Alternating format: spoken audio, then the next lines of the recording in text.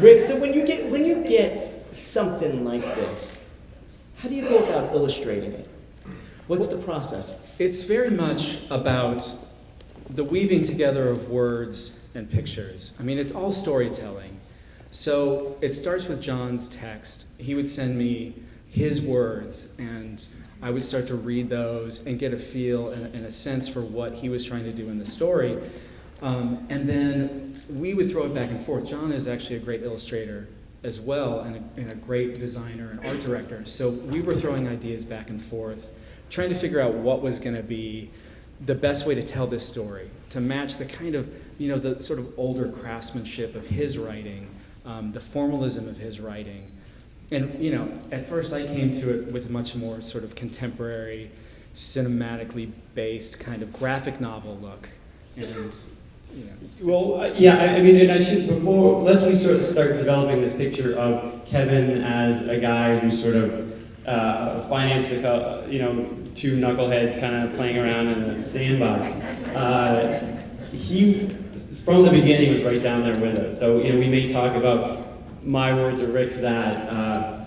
I'd hate for you to leave here with an impression of Kevin as the celebrity who showed up as the books were coming off press to make sure his name is on there. And otherwise, the first time he reads it is when it comes off the press. From the beginning, when Rick says that the development of the project preceded him by, a good 4 years or so, that was all just working out the story and letting Kevin, in that time, Kevin and I also spent 2.5 years on co-writing a Western, so I was very much in a rhythm of taking his ideas, and he sometimes taking a couple of mine. I don't know. That look says maybe not too many. A lot of them went this way.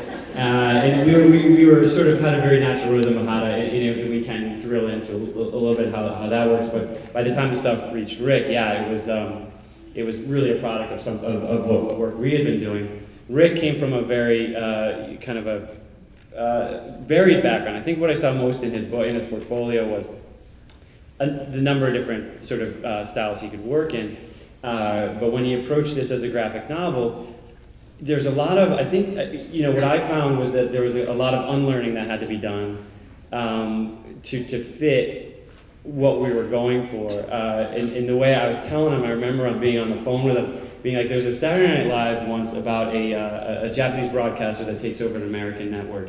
And every single thing that happens is high drama. It's like, there's you think it's going to be sort of regular sitcom, and a man comes home from work, there's a bear that knocks at the door, he opens the door and it's a bear. What's he going to do? There's no time to explain, he's got to fight the bear, and it's like, everything was, sort of the Dutch angles and it's a very popular way to dramatize action, and, when you look at some of these things, they'll be showing there's a picture on a mantle, or there's a coffee mug, and it's everything's turned to 11. And my feeling was if every single thing looked like you were being sort of thrown down a hallway at something, where could we go from there? Like where, by the time we actually had real action, this is going to have to start kind of quietly and build and kind of gather force.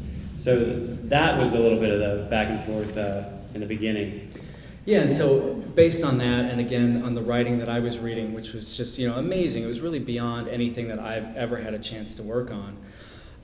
We started looking at some of the more, because it's set in the early 20th century, so we started looking at that period in illustration, looking at Winsor McCay, looking at Charles Dana Gibson, who was a Life magazine illustrator, looking at N.C. Wyeth, who was one of the preeminent